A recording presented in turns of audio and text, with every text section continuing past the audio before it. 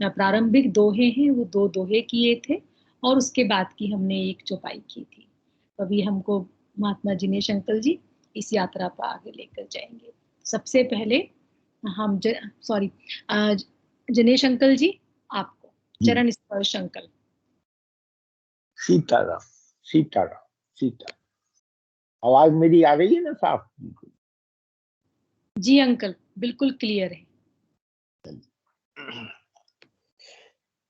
सर्वे भवन्तु सुखिनः सर्वे सन्तु निरामया सर्वे भद्राणि पश्यन्तु मा कश्चित् दुर्भाग्यः। सभी संतों को और सभी के भगवत भाव को बहुत बहुत नमन।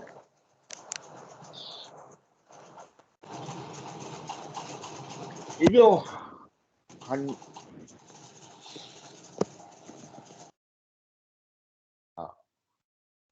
जो हनुमान चालीसा की जो ये यात्रा शुरू हुई है और जो इसकी विवेचना है, ये भैया मन के उद्गार है।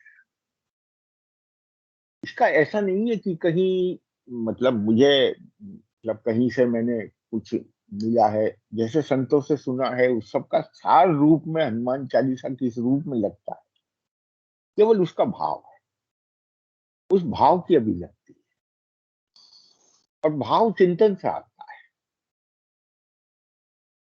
चौपाइयां जैसे जैसे चिंतन कराती हैं, जैसे जैसे दोहे चिंतन कराते हैं, रामचरितमानस के भी, हनुमान चालीसा बोलिए।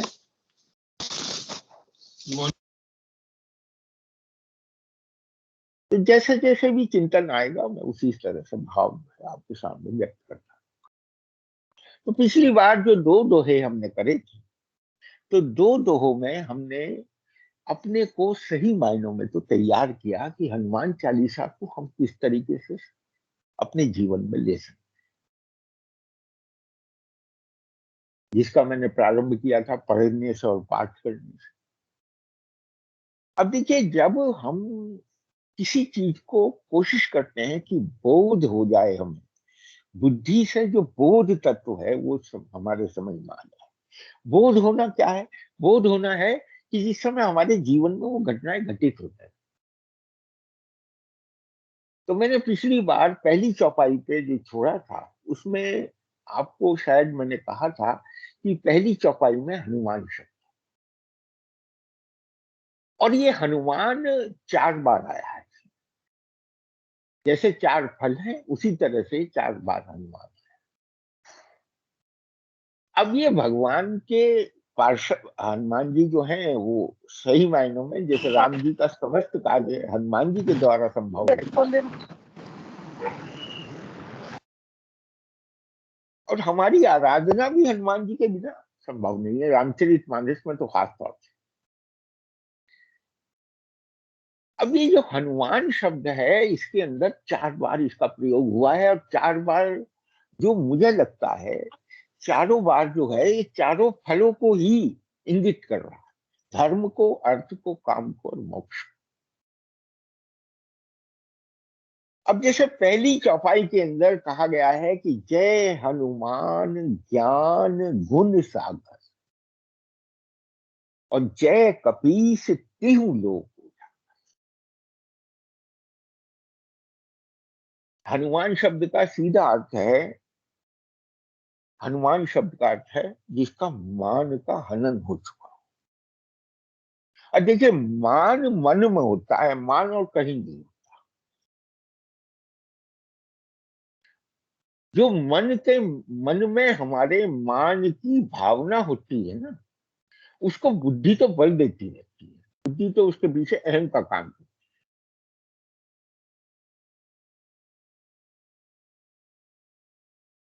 पिछली बार एक साधक ने जो यहीं से प्रश्न भी दिया था कि आपने किस तरीके से, उसे मैंने फिर दृष्टांत देकर समझाया भी था कि सबसे अधिक हमें परेशान हमारा स्वाभिमान करता है। उसमें मान शब्द है, उसमें स्वाभिमान में एक्चुअली तो अभिमान है, लेकिन उसको स्वार्थ के साथ लगा के हमने उसको अच्छाई के रूप में हमने लगा लेते हैं कि वो स्वाभिमान। परंतु वो स्वाभिमान नहीं है। एक्चुअली जो हमें सामाजिक स्तर पे, जो हमें रोजमर्रा के कामों में जिसको हम स्वाभिमान समझते हैं, वो स्वाभिमान नहीं है, वो वाकई में अभिमान। और इसका हमें पता नहीं चलता, क्योंकि हमारी इस अध्यात्म की पद्धति में ये कहा गया है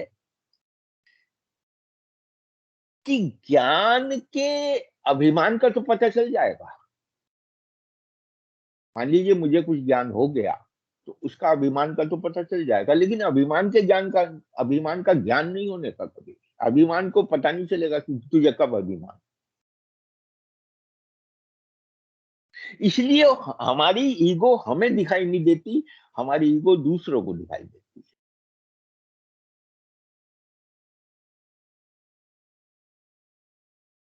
हनुमान चालीसा को समझना बहुत मुश्किल है अगर इस तत्व को नहीं समझे। अगर मान के ईगो के स्वरूप को नहीं समझे, तो तब तक हनुमान चालीसा को नहीं समझा जा सकता। एक्चुअली है क्या ये जो, अगर आप, जैसे आप सब लोग गीता भी पढ़ते हो, आप रामचरितमानस भी और सभी ग्रंथों का अध्ययन करते हो, अंतःकरण के चार रूप कहे गए। चार तरह का अंतःकरण है, एक मन है, एक बुद्धि, एक चित्त है और एक अहंकार।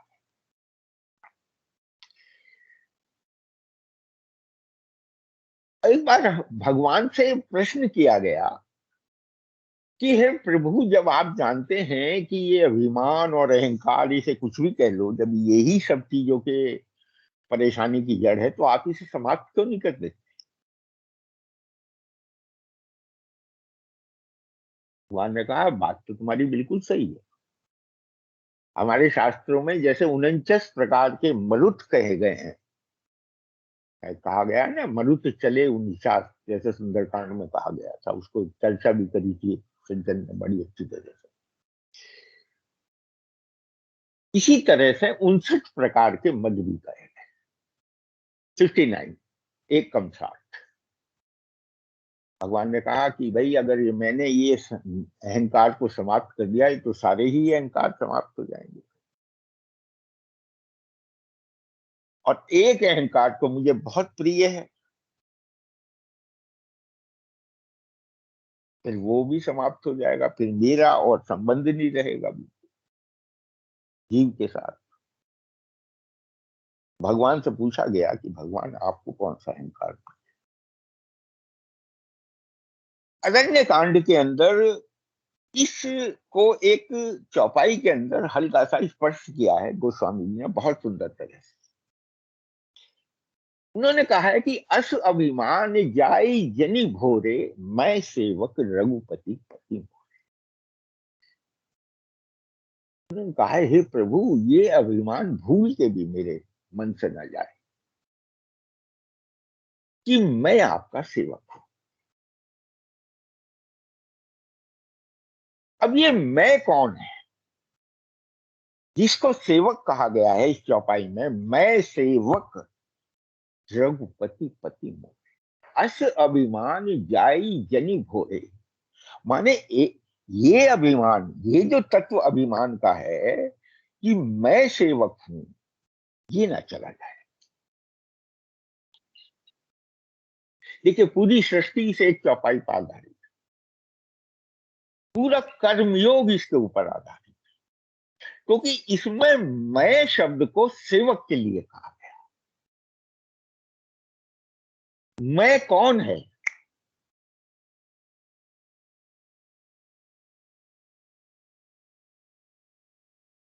मैं वस्तुतः समस्त भगवान का कार्य, जो, क्योंकि ये आगे आने वाली जो चार हनुमान है ना, इसे नहीं समझ पाओगी जब तक इस चीज को नहीं दिमाग में ये बिल्कुल बिल्कुल क्लियर नहीं हो जाए।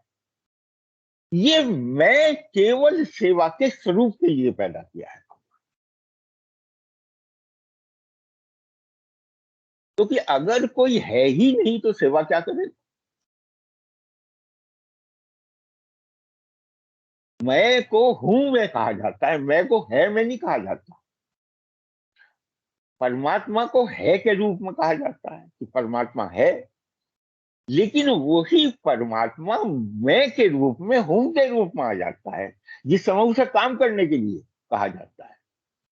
इसीलिए हमारे यहाँ सबसे सुंदर फ्रेज है, अगर इसे ध्यान, मैं हूं ना,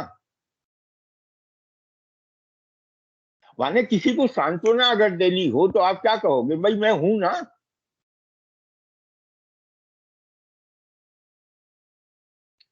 तो थोड़ा सा इसे गहराई से समझिए, ये कौन सा मैं है, ये वो सेवक वाला। क्योंकि हनुमान जी संपूर्ण रूप से परमात्मा के सेवक है। स्वयं शंकर को जिस समय इच्छा हुई, जब नारद जी ने श्राप दे दिया, और श्राप देने के बाद में सारे देवताओं ने अपनी अपनी योनि चुनी कि भाई अब चलना तो है बानर और भालुओं के ही रूप में, और समस्त भक्तों ने ऋषि और मुनियों का स्वरूप धारण किया। तो उस समय शंकर भगवान के मन में क्या आया कि ये मौका है कि जो अब तक मुझे अपना इष्ट समझ रहा था और मैं उसकी कोई सेवा नहीं कर पा रहा था, अब ये मौका है कि इस अवतार के अंदर मैं स्वयं चलूं, और चलने के बाद में मैं उनकी, भगवान की सेवा में अंतरित हूं। और ध्यान करें, जो भगवान हनुमान जी के जन्म की कथा है ना, वो भगवान के जन्म के साथ जुड़ी। जिस समय खीर बटी है तो खीर का ही एक भाग, जो भरत जी के लिए खीर का भाग दिया गया था, उसी भाग में से चील थोड़ा सा भाग उठा के ले गई, जो कि अंजना, जो कि आने वाली चौपाइयों में इसमें है। अंजना के हाथ, उस समय अंजना भगवान से, सूर्य भगवान से प्रार्थना कर रही थी कि हे प्रभु, मुझे कोई ऐसा पुत्र प्राप्त हो कि जो भगवान की सेवा में तत्पर हो। मां अंजना के हाथ में वो खीर गिरी, चील ने वो खीर गिराई, और मां अंजना ने भी इसीलिए यहाँ तुम मम प्रिय भर तही सम भाई का, इस हनुमान चालीसा, तुम मम प्रिय भरत ही सम भाई, किसी और भाई का नहीं लिया उन्होंने, राम जी ने नाम, कि तुम जो मुझे प्रिय हो, भरत के समान प्रिय हो। माने भरत के समान क्या, क्योंकि उसी खीर से भरत का जन्म हुआ है, उसी खीर से आपका जन्म। तो ये सिर्फ सेवा का स्वरूप है, इसको ही ध्यान में रखते हुए हनुमान चालीसा की दक्षिणा।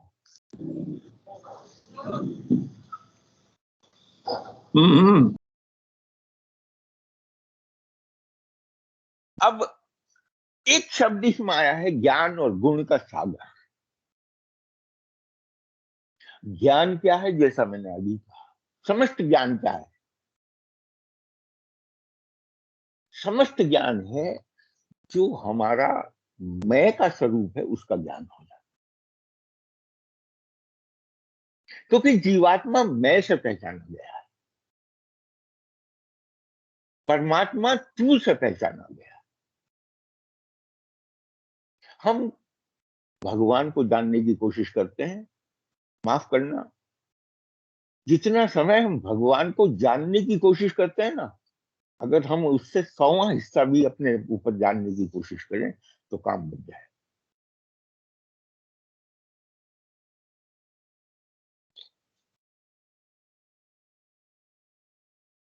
अंग्रेजी की कहावत है, God help those who help themselves. जब तक हम स्वयं को नहीं जान लेते, तब तक असंभव है तत्व को जानना। यही ज्ञान है, और ज्ञान के साथ देखिए, ध्यान करें, गुण कहा गया है। अब अगर स्वयं को जान लिया तो स्वयं तो संसार का एक अंग है,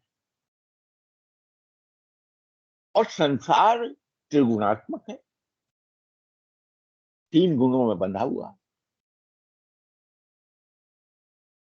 अब वो जो 3 गुणों में बंधा हुआ संसार है, वही गुण और ज्ञान और गुण का सागर है। संसार में किसी और वस्तु का ज्ञान ना करे, मैं का ज्ञान करे। और संसार में अगर किसी को देखे अगर, तो सगुण रूप में संसार दिखाई दे, तो सगुण रूप में तीनों ही गुणों से दिखाई देंगे। किसी में तमोगुण प्रधान होगा, किसी में रजोगुण होगा, तो किसी में सत्वगुण। अगर आउटर वर्ल्ड में हमारा दृष्टि चली जाती है, इसीलिए कहा गया है कि जय हनुमान ज्ञान गुण सागर। आगे कहा है जय कपीस, कपियों में सर्वश्रेष्ठ, क्योंकि वानर का योनि ली है भगवान ने, स्वयं शंकर भगवान ने। जय कपीस तिहु लोक उजागर। तिहु लोक कौन से हैं? एक, ये तीन लोग कौन से हैं? तीन लोग को आप इस तरह से समझिए कि जैसे मनुष्य का शरीर है ना, उसमें नाभि से ऊपर का हिस्सा, नाभि से नीचे का हिस्सा और नाभि का हिस्सा। नाभि जो है हमारी, वो प्रेजेंट है।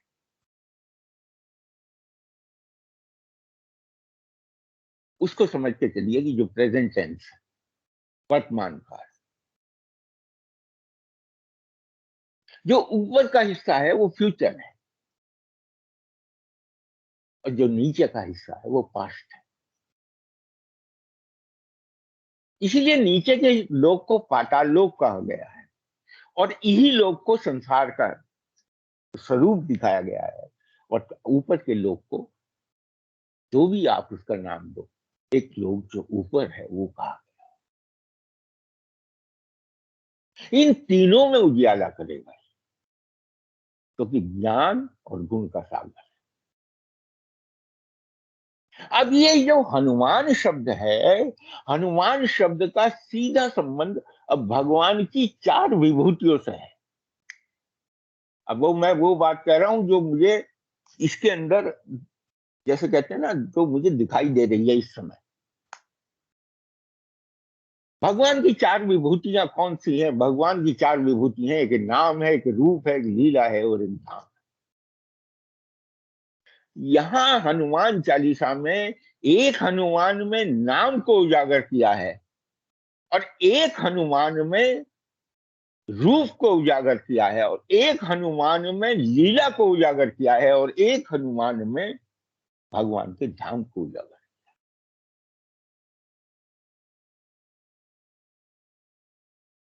और भक्ति इन चार मार्गों से ही हो सकती है।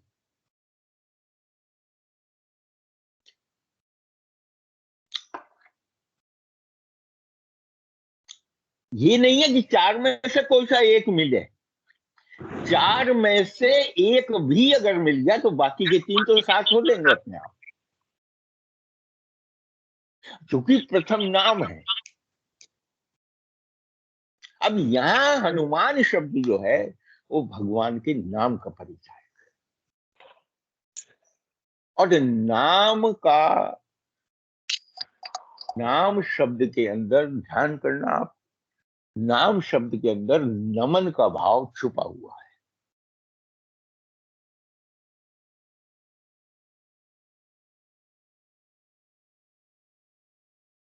जो नाम नमन ना ला सके, समझ लेना अभी नाम का जाप हो गई।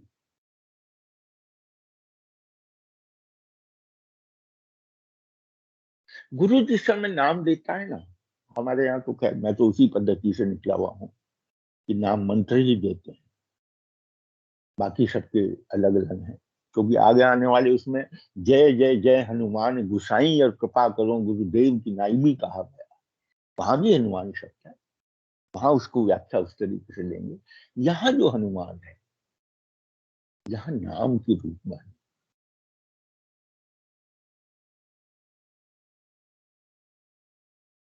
क्योंकि वो ज्ञान, वो गुण जो नमन के बिना हो, जो नाम के साथ नमन का भाव मन में ना आए, वो बेकार।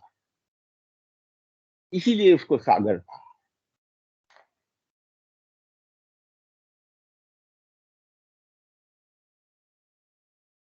और नम्रता का सागर अथाह होता है।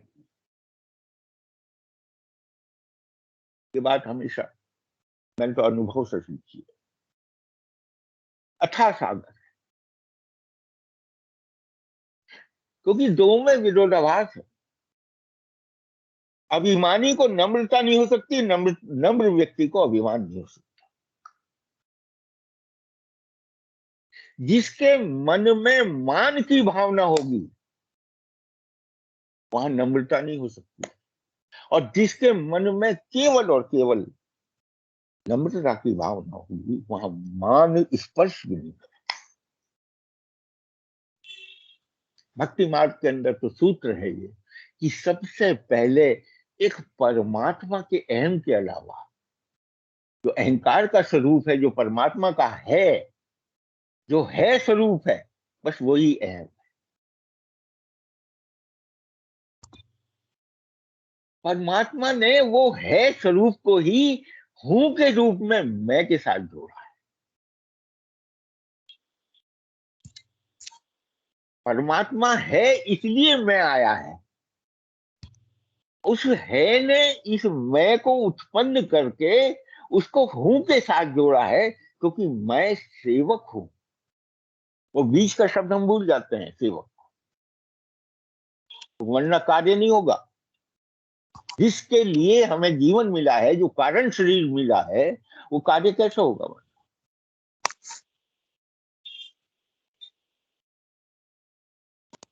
बस इतनी सी बात है। इतनी सी बात अगर क्लियर हो जाए तो ये चौपाई बिल्कुल स्पष्ट है कि जय हनुमान ज्ञान गुण सागर और जय कपीस तिहुँ लोक। तीनों लोक में उजागर रखे, तीनों लोक में कभी अंधकार होगा ही।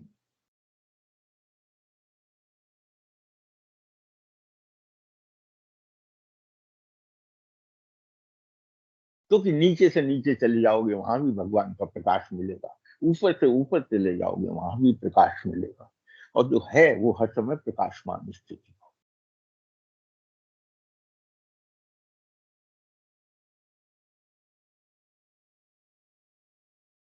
अब अब जैसे दूसरा हनुमान शब्द कहाँ आया, क्योंकि इसको अगर यहां स्पर्श नहीं करेंगे तो चर्चा अधूरी रह जाएगी।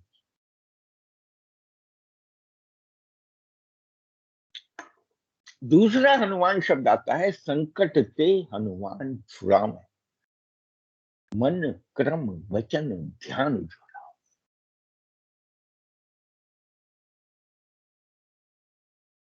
यहां संकट शब्द का भी प्रयोग किया, क्योंकि संकट भी तीन है। हनुमान चालीसा में तीन संकट, तीन संकट हैं। एक अधिदैविक है, एक अधिभौतिक है, और एक आध्यात्मिक। ये तीनों संकट है। आप समझ लें आध्यात्मिक भी संकट है। पहले इसकी चर्चा अलग करेंगे जब संकट शब्द को लेंगे। आज तो हनुमान शब्द को लेते हैं। तो संकट ते हनुमान छोड़ा,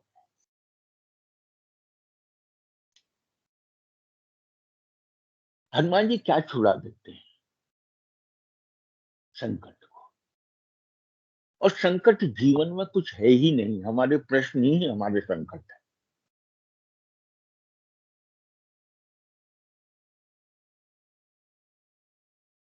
जो हम अपने से ही बार बार हमारे अंदर एक प्रश्न उठते हैं, बार बार हमारे अंदर जिज्ञासाएं उठती हैं, बस वही हमारे संकट।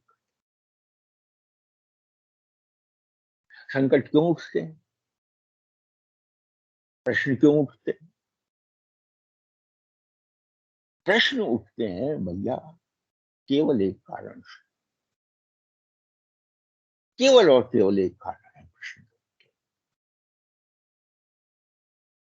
वो है विश्वास में दृढ़ता का ना होना ही प्रश्न को उत्पन्न करे। मुझे तो कोई ऐसा व्यक्ति आज तक मिला नहीं भैया जिसने ये ना कहा हो कि मुझे भगवान में पूरा विश्वास है।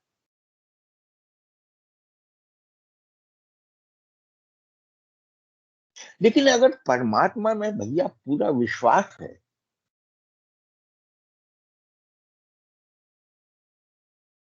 तो फिर तो चिंता होनी ही नहीं चाहिए, फिर तो चिंतन होना चाहिए जीवन में।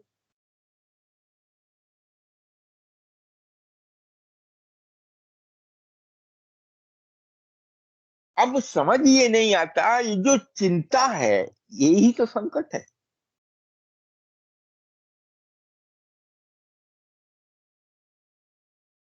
और चिंता को छोड़ना नहीं है इस चौपाई के मुताबिक, छुड़ावे शब्द।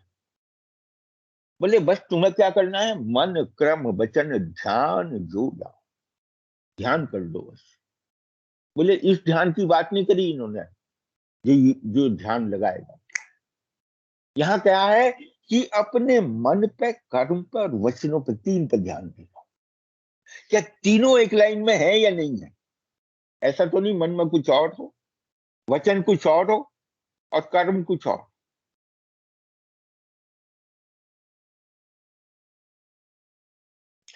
बुरे से बुरा, जो जो बुरे से बुरा सोच सकते हो मन में सोच लो, और बुरे से बुरा कर्म भी कर लो, और बुरे से बुरा वचन भी कर लो, लेकिन तीनों एक लाइन में होनी चाहिए, कोई दिक्कत नहीं। एक समय आएगा भगवान दुराचारी से दुराचारी व्यक्ति को भी अपने पास शुद्ध करते। परंतु हमारे साथ बहुत दिक्कतें हैं, क्योंकि ये अर्थ है, ये धर्म के साथ अर्थ है। अर्थ के साथ क्या है, नाम के साथ रूप है। भगवान का यथार्थ रूप भगवान अपना दिखाते हैं। इसमें हनुमान जी के शब्द के अंदर जो नाम तो पहले उसमें उजागर किया उन्होंने, लेकिन इसका यथार्थ रूप कौन सा हो, वो इस चौपाई में है कि संकट ते हनुमान छुड़ावे, मन क्रम वचन ध्यान।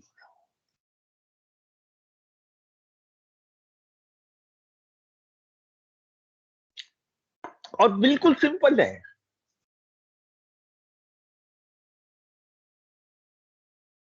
इन तीनों चीज का एक साथ ध्यान कब करते हैं? और जो शब्द भी पहली बार कहा गया है, यद्यपि ये 5 बार आया,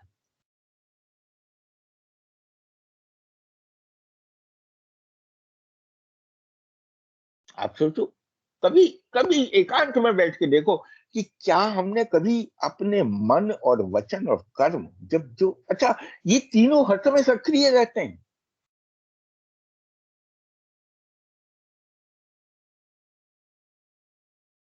क्या इस पर ध्यान दिया?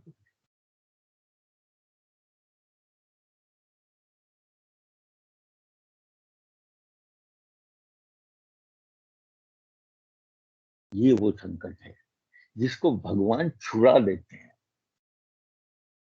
इसलिए हमारे यहाँ कहा है क्या है कि छोड़ने में तत्व नहीं है, पकड़ने में तत्व।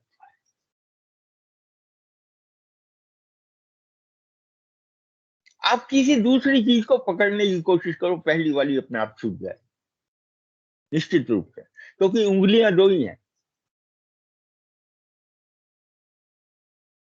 पकड़ोगे आप कहां से, उसी उंगलियों से पकड़ोगे। अब जब उंगलियां ऑलरेडी भरी हुई हैं तो दूसरी चीज क्या पकड़ोगे? आप करके देख लो। अगर हाथ में एक चीज है तो दूसरी चीज को पकड़ने के लिए पहली चीज को रखना पड़ेगा एक तरफ, छोड़ना पड़ेगा उसे। तो छुड़ाई आपसे, आपसे छुड़ा देगा वो।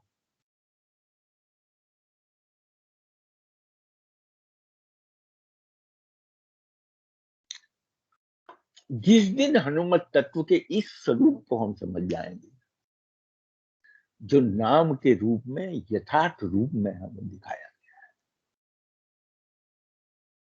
रूप का अर्थ क्या है? ऐसा नहीं है कि रूप हमें दिखाई नहीं देता, रूप का वास्तविक अर्थ है तेरे मन में क्या है, तेरे कर्म में कैसा रूप है, और कैसे तेरे वचन में क्या है।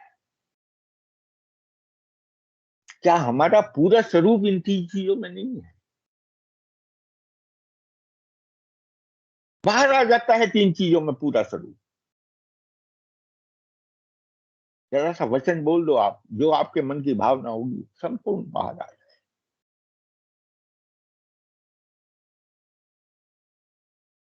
संकट ते हनुमान छुड़ाओ, मन क्रम वचन ध्यान। ये ध्यान मुझे तो जीवन में इससे सुंदर ध्यान कोई सा लगता है। एक 10 मिनट का भी ध्यान इस तरफ लग गया भैया, तो कुछ ना कुछ तो उसका प्रतिफल मिलेगा।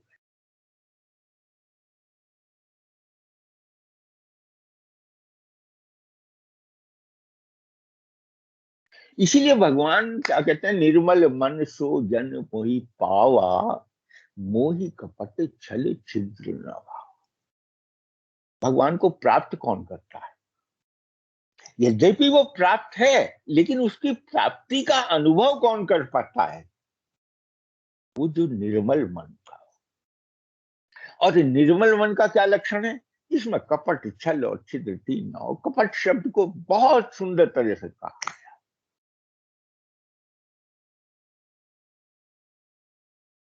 कपट बिल्कुल कपाट की तरह से है। जैसे दरवाजे के अंदर क्या है, इस घर में क्या है, दरवाजा बाहर से दिखाई दे रहा है, अंदर क्या है कुछ नहीं पता। इसीलिए हाँ, सुंदरकांड की फिर 30वें दोहे को कहूंगा मैं, नाम पहाड़ू दिवस निशि ध्यान तुम्हारे कपाट। कपाट शब्द, महाभक्ति ने कपाट काहे का लगाया? ध्यान तुम्हार कपाट। आपका जो ध्यान है बस वही उसका कपाट है, बंद कर दिया उसको। ध्यान के अंदर बंद किया हुआ है भगवान।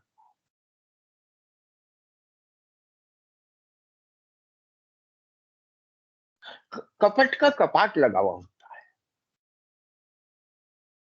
कपट शरीर के ऊपर पट के रूप में होता है। क्या सबका शरीर कपड़ों के नीचे एक सा नहीं है?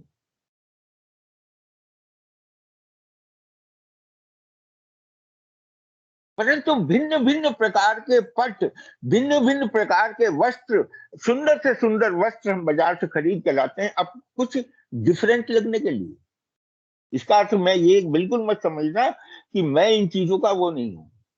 भगवान स्वयं श्रृंगार कराते हैं जिस समय, हमारे भाव से जिस समय वो श्रृंगार कराते हैं, तो नित्य नवम नवम दिने दिने करा, परंतु वो भाव से हो। अरे सजो, खूब अच्छी तरह से सजो, क्योंकि सजना भी है इसमें, इसी में है सब कुछ। इसी हनुमान चालीसा में उस शब्द को भी लूंगा मैं, क्योंकि तिनके काज सकल तुम साजा कहा है। भगवान ने तो सजाने का भी पूरा काम किया। परंतु पट धारण करते हुए तुम ही निवेदित भोजन करेंगी, तो प्रभु प्रसाद पट भूषण।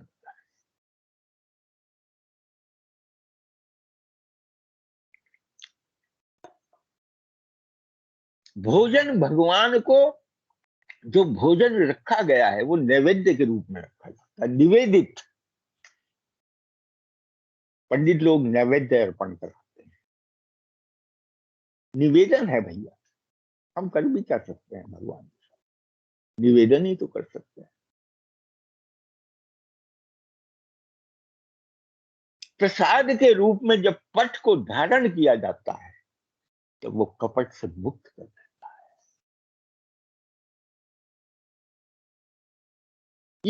ये भगवान को जो है ना, जिन्होंने, भगवान ने कहा निर्मल मन सो जन मोहि पावा, मोहि कपट छल छिद्र न भाव। और कपट आते के साथ ही छल अपने आप आ जाता है।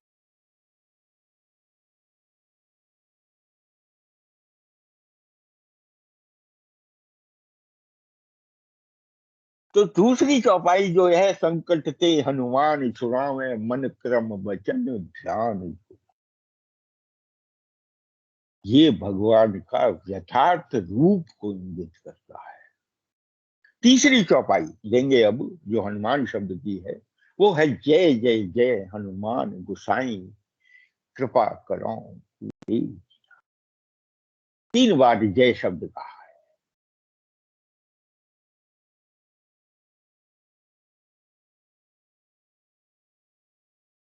ये भगवान की लीला है। भगवान की लीला है, और मनुष्य का तीसरा पुरुषार्थ है जो काम के रूप।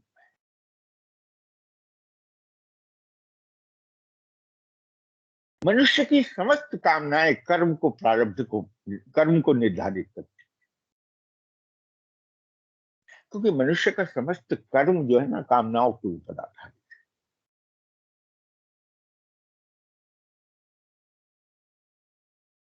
और ध्यान करें, जो चीज करने में आएगी वो क्रिया बनकर रह जाएगी, परंतु जो हो जाएगी वो लीला बन जाएगी।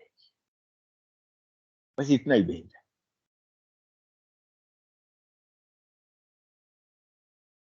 यहां 3 बार जय जय जय शब्द। जय क्यों कहा है? क्योंकि इसका हनुमान चालीसा का प्रारंभ भी जय हनुमान ज्ञान गुण सागर से। जैसा कि मैंने कहा था, जय शब्द जो है वो सही मायनों में जय शब्द उसके लिए प्रयोग होता है जहां कहीं द्वंद्व ना हो।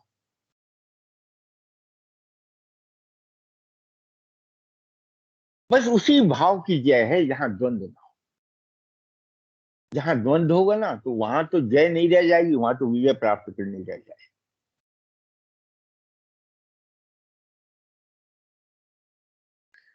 ये बड़े सुंदर पार्षद हैं दोनों, भगवान के जय और विजय। एक जगह मिलेगी तो सही जय, परंतु फाइट करनी पड़ेगी। एक जगह ये है कि बिना फाइट के जय। सियावर रामचंद्र की जय। विजय नहीं कहते हम एक बार।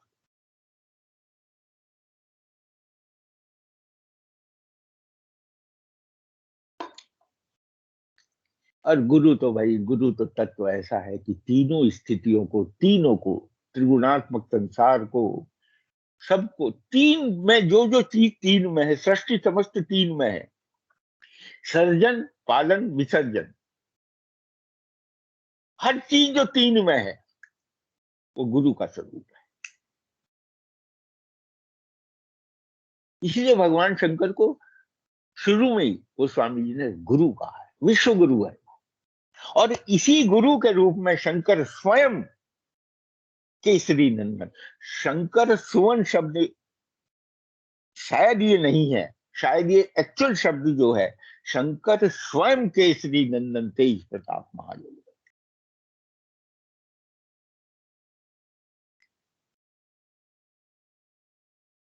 शंकर के दो रूप हैं, ध्यान करना आप। एक शंकर कैलाश पे है, एक शंकर काशी में। कैलाश का शंकर कमाई करता है,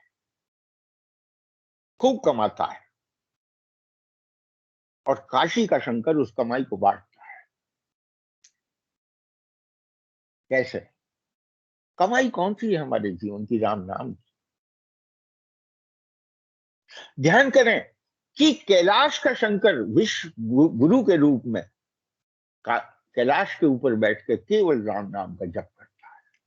वो राम नाम का जप इकट्ठे होते होते होते होते इतना अधिक हो जाता है कि जब उसको बांटने का नंबर आता है ना तो उसे काशी आना पड़ता है। काशी में कहते हैं कि हर मरने वाले के कान जो है वो दाहिना कान खड़ा हो जाता है। माने काशी के हर व्यक्ति के कान के अंदर वो राम के नाम को बांटता रहता है। वही राम का नाम जो संचित किया हुआ है उसी को वो बांटता है। तो भैया कमाई तो वही है जब खर्चे में आ जाए, और खर्चा जो किसी के कल्याण में आ जाए।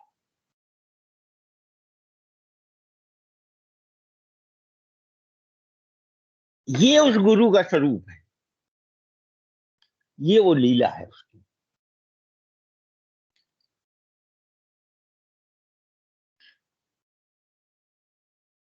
एक बात और मुझे बतलाओ आप, क्या गुरु साक्षात परमात्मा रूप धर के नहीं आया? मैंने तो वही भजन सुना है, भैया तू रूप धार के आया है। क्योंकि कृपा सिंधु नर रूप हरि, यहाँ हनुमत तत्व जो है, हनुमान शब्द जो है, वो गुरु के साथ जो जोड़ा गया है। जय जय जय हनुमान गोसाई शब्द। अब गोसाई किसे कहते हैं? कौन है गोसाई इस संसार? गौ कहते हैं इंद्रियों को, साई कहते हैं जो उसका भगवान हो।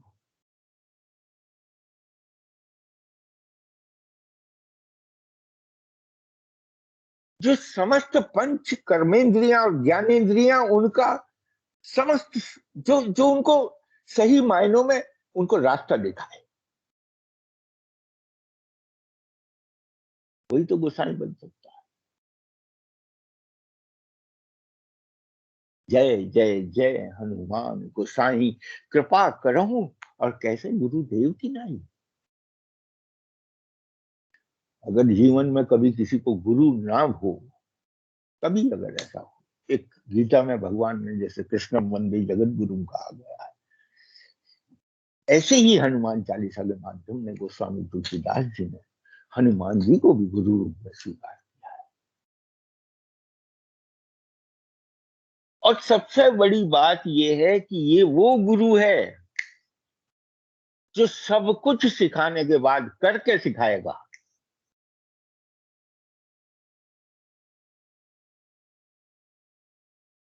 कृष्ण ने कह के सिखाया है और इन्हें करके सिखाया।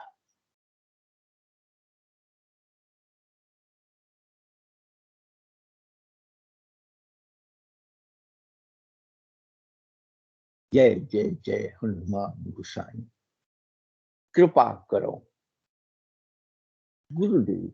अब कृपा क्या है? भगवान की वास्तविक कृपा क्या है? जरा कृपा के रूप में भी ध्यान करें।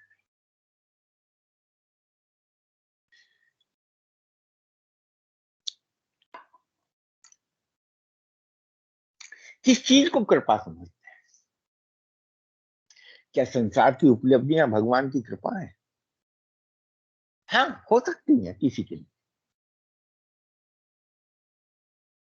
जो केवल इसी भाव से पीड़ित है कि मेरे पास ये नहीं है, मेरे पास ये नहीं है, मेरे पास ये चीज है, बस आवश्यकता है उसकी, उसे वो चीज मिल जाए, उस समय उसे वो ही लगेगा कि वे पूरी भगवान की कृपा से हुआ। लेकिन वास्तविक कृपा का स्वरूप ये है कि एक बार अनुभव होने के बाद में ना, फिर वो जाए ही ना। देखो भाई, सांसारिक उपलब्धि में जो भी भगवान की तुम्हें मिलेगा, वो मिलने के बाद में उसकी इंपॉर्टेंस खत्म हो जाए।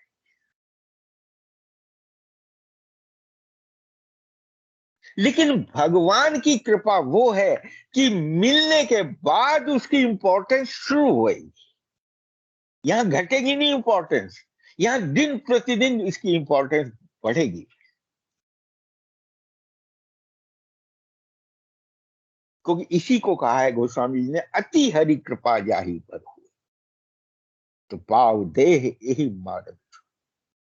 देह को मिलने के बाद में जो इस मार्ग को ले लेता है, उस पर अति हरि कृपा है। क्यों? क्योंकि अति हरि कृपा उस पर है, देह ऐसी मिली है कि जो इस मार्ग पर चली गई। परंतु वास्तविक कृपा भगवान की क्या है, वो उन्होंने अयोध्या कांड में बिल्कुल स्पष्ट कहा है, तुम्हारी कृपा तो तुम ही रघुनंदन, और जानत भगत भगत उच्च।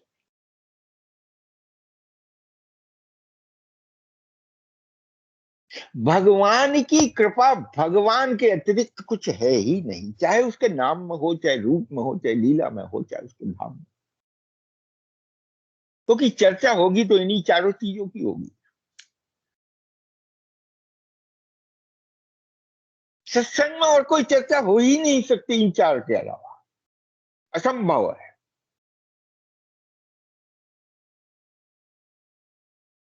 क्या चर्चा करोगे भगवान के बारे में? क्या विशेषता है? या तो उसके नाम के बारे में कहोगे, या उसके रूप के बारे में कहोगे, या लीलाओं का चिंतन करोगे। रूप में जिस समय वो स्वरूप उजागर करेगा, तो फिर राम स्वरूप तुम्हार वचन अगोचर बुद्धि, फिर वो उसका स्वरूप जो है ना, वचनों से भी परे है। फिर वो ऐसा रूप दिखाता है। भगवान की कृपा तो भगवान ही है, कुछ है ही नहीं इसके अतिरिक्त। और जब जीव को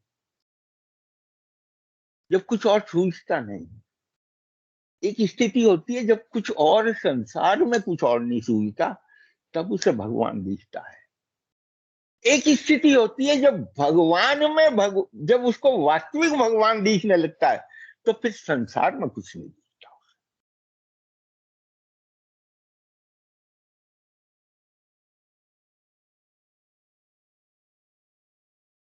इसीलिए मैं हमेशा एक ही बात कहता हूं कि पहले ये डिसाइड कर लो कि राम के लिए संसार है कि संसार के लिए राम।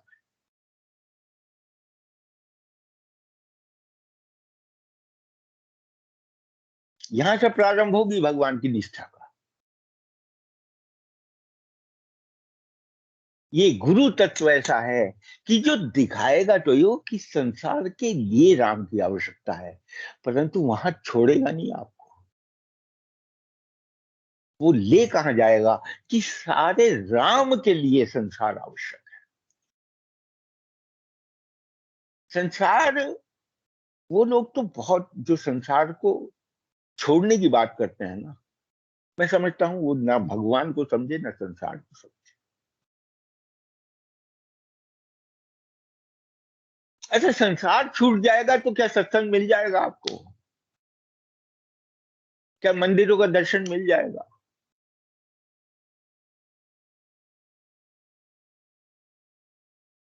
नहीं मिल सकता। राम के लिए संसार बना देता है गुरु। स्टार्टिंग वो संसार के लिए राम की करता है आराधना की। हाँ, ऐसा कर लो बेटा, ये काम ठीक हो जाएगा तुम्हारा, ऐसा कर लो ये काम ठीक हो जाएगा, लगाएगा इसी तरह से। बच्चे को तो खिलौने का लालच दिया जाता है, परंतु अंतिम स्थिति उस गुरु की क्या है? अंतिम जो यहाँ कहा गया है कि जय जय जय, 3 बार जय कह के हनुमान गोसाई उस स्थिति तक लाने में कि कृपा करहूं गुरुदेव की भाई, ऐसी कृपा कर दो प्रभु। तो कृपा के रूप में केवल और केवल राम ही राम।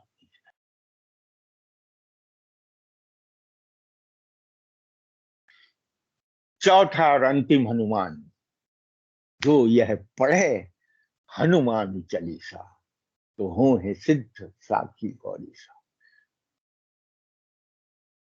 ये भैया चौथा पुरुषार्थ भी है, मोक्ष भी है, और ये भगवान का धाम भी।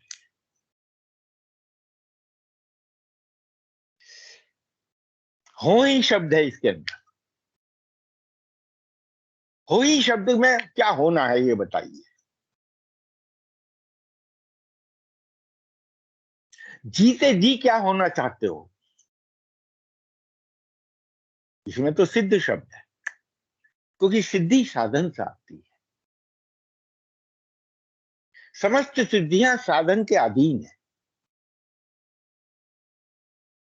परंतु यहां जो सिद्ध शब्द है, सच बताऊं आपसे, तो वो गोस्वामी जी ने शुद्ध शब्द को सिद्ध किया है।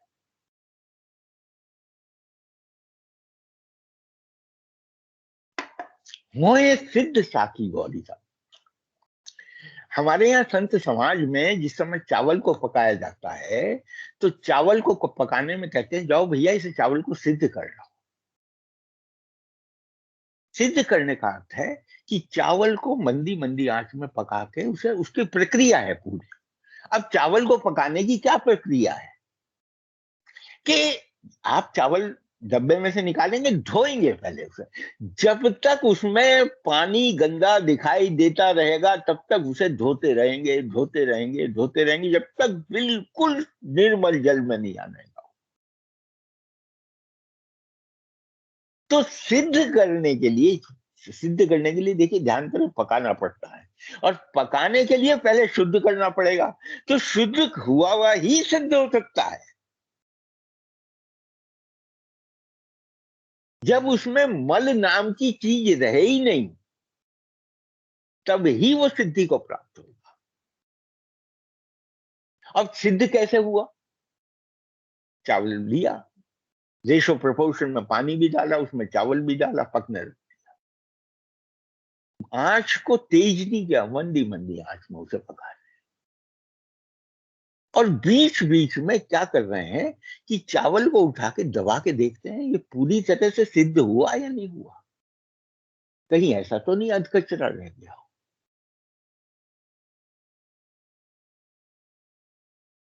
इस दृष्टांत से क्या ये नहीं लगता कि गुरु ऐसे ही सिद्ध करता है?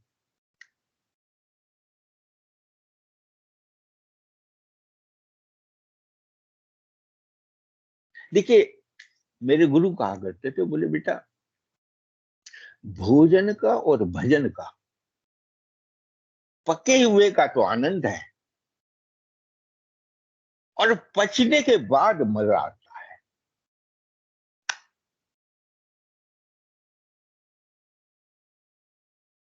आनंद तो पके हुए का है, बढ़िया पका हुआ हो, रुच रुच के खाओगे उसे। लेकिन जो वास्तविक अनुभूति संतुष्टि की होगी, जिसमें तुष्टि मार्ग है, जिसको कहा है पुष्टि मार्ग की, वो पुष्ट कौन सा भोजन करेगा? पुष्ट करेगा जब जब के भोजन पच जाएगा।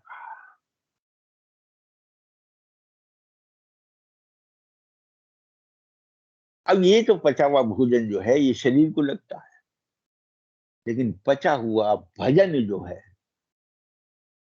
वो मन को लगता है।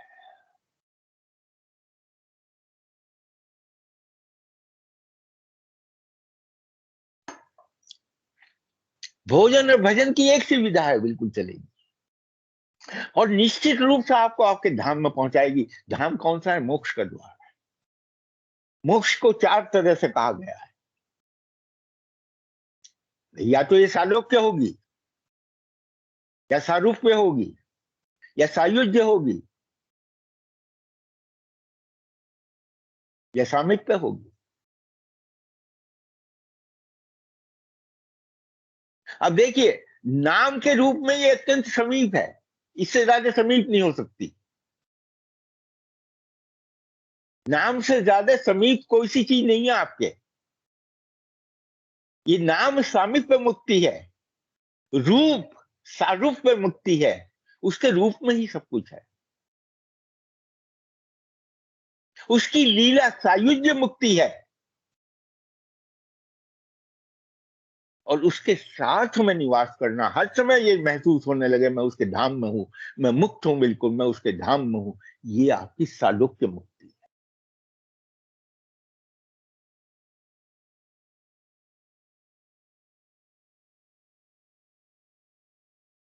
अब मैंने पहले भी कहा था आपसे, शुरू करने से पहले कहा था कि हनुमान चालीसा के अंदर केवल वो भाव मेरे जो मन में इस समय प्रकट होंगे भगवान वो कह। तो ये चार हनुमान शब्द इस तरीके से, जो यह पढ़े हनुमान चालीसा, इसलिए उन्होंने जो ये समझे हनुमान चालीसा लिखा, उन्होंने कहा पढ़े। उसका कारण है कि हम पाठ करने को पढ़ना समझते हैं। जो हम नित्य पाठ करते हैं ना, हम कहते हैं हनुमान चालीसा पढ़ लिया, बच्चे से ही पूछते हैं हनुमान चालीसा पढ़ लिया? हाँ मैंने पढ़ ली।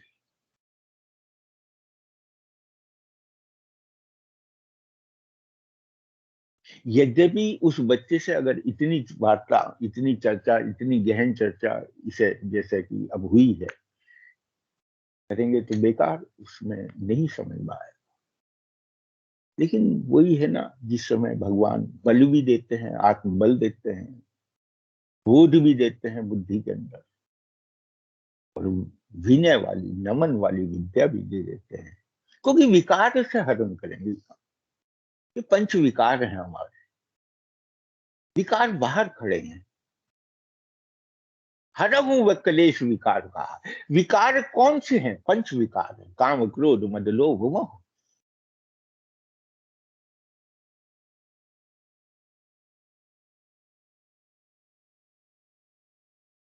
इन पांचों विकार से मुक्ति मिलेगी। मुक्ति उन्हीं से चाहिए। पक्ष तो भगवान का धाम है। हर तरह से आप किसी तरह से भी रहो, कहीं ना कहीं रहोगे, नाम के रूप में रहोगे, रूप में रहोगे, लीला में रहोगे, धाम में रहोगे। अगर हम कर्म के क्षेत्र में है, लीला में है भगवान, तो भगवान की लीला हो।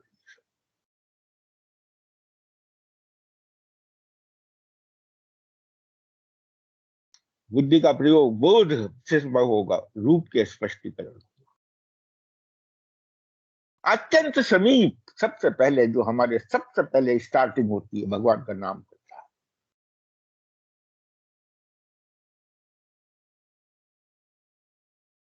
और फिर अंत अंत में जो लास्ट है, जो यह पढ़े हनुमान चालीसा हो सिद्ध। और साक्षी किसे कहा है? गौरीशा। गौरीशा माने भगवान शंकर।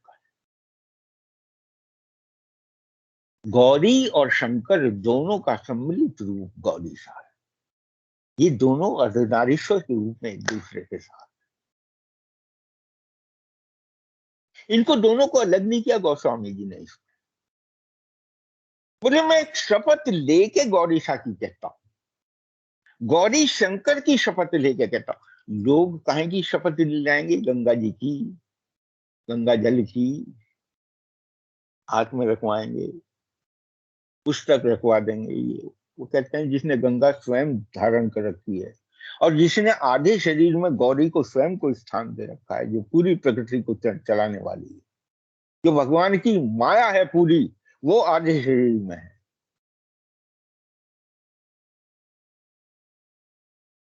इससे सुंदर दृष्टांत क्या होगा? अगर हम नारीश्वर स्वरूप का चिंतन करें जरा सा, इससे सुंदर दृष्टांत क्या होगा? एक तरफ व्यापक ब्रह्म सगुण रूप में है, और एक तरफ पूरा प्रकृति, पूरा संसार जो है वो भी सगुण रूप में खड़ी है।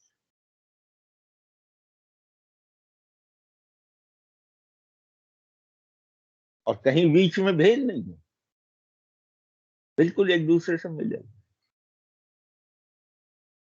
जो स्त्री और पुरुष के भेद को भी समाप्त कर दे, वहां प्रश्न चिन्ह रह जाएगा, नहीं कर सकता। तो ऐसा धाम, ऐसी जगह, ऐसी सिद्धि, ऐसी उसमें वो पहुंचा देता है। मेरे को तो भैया थोड़े से शब्दों में जो आज का समय मिला है, उसमें ये 4 हनुमान शब्द इस तरीके से लगे जिनको मैंने यहाँ पे वर्णन किया है।